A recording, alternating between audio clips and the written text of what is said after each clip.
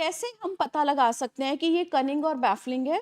हम देखें कि हमारे पिछले 5 सालों में हमारे घर में किस तरीके से इस बीमारी के दौरान हमारे पेशेंट ने चालाकी-चुस्ती की है।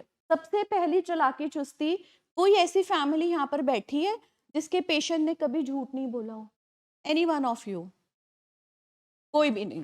क्योंकि ये जो बीमारी है ये सिर्फ़ तभी तक रह सकती है घर में या पेशेंट के अंदर जब तक वो डिसऑनेस्ट और एक सीक्रेट लाइफ़ को लीड कर रहा है, ठीक है? और नेक्स्ट अगर मैं देखूँ तो ये बैफलिंग डिज़ीज़ कैसे है कि 2 दिन मेरा पेशेंट बिल्कुल जैसे हमारे होता है ना कि वीकेंड्स पे वो एन्जॉय कर रहा है और हफ़्ते के बाकी जो 4-5 दिन है, वो तो वो काम पे जा ही रहा है ना। हमें पलेखा पाती है ना बीमारी कि 2 दिन ही तो एन्जॉय कर रहा है। इतने तो वो एंटाइटल्ड है कि वो 2 दिन जाके एन्जॉय कर सकता है और हमारा पेशेंट भी हमें कह रहा होता है। पर हम फैमिली को तब आँखें खुलती हैं हम फैमिली की, जब हम देखते हैं कि अब वो 5 दिन के लिए भी प्रोडक्टिव नहीं है। धीरे-धीरे उसकी डिज़ीज़ इतनी बढ़ जाती है कि वो जो पहले 2 दिन अपनी एन्जॉयमेंट के लिए कर रहा था, अब वो पूरा हफ़्ता ही उस चीज़ के ऊपर डिपेंडेंट हो गया है। आज हम डिस्कस करेंगे कि इस डिजीज के कनिंग और बैफलिंग बिहेवियर में हम एज अ फैमिली कैसे इसके लूप में फंस जाते हैं। इसमें मैंने ये देखा कि सबसे पहले ना मेरी जो अपनी डिजीज थी वो ये थी कि मुझे मैं इशू तो यहाँ पर लेकर आई थी कि मैंने अपने पेशेंट का ट्रीटमेंट करवाना है।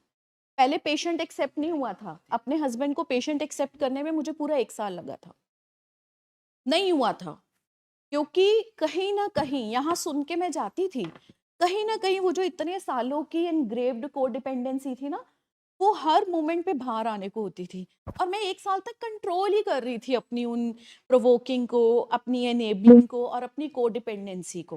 पर वो कंट्रोल करते-करते मैं थक जाती थी और जब मैं थकती थी तो फिर वो जो सब चीज़ें जो मैं कंट्रोल कर रही थी, वो बिल्कुल एक्सट्रीम में होके बाहर आती थी।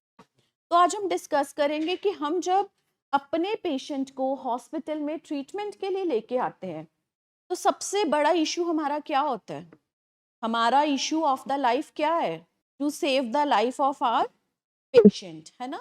और हमें ऐसा लगता है कि जब हम डिजीज कंसेप्ट की बात करते हैं और यहाँ पर एज अ फैमिली जब हम सुनना शुरू करते हैं तो मुझे ऐसा लगता है आज अगर कोई मुझसे पूछे कि top most issue of your life तो मैं यही बोलूँगी कि disease of my family and the treatment. Because अगर मैंने अपनी ये प्रायोरिटी को चेंज किया तो फिर तो मेरी पूरी की पूरी फैमिली की बर्बादी, सिर्फ पेशेंट की बर्बादी नहीं होनी है, पूरी फैमिली बर्बाद होनी है।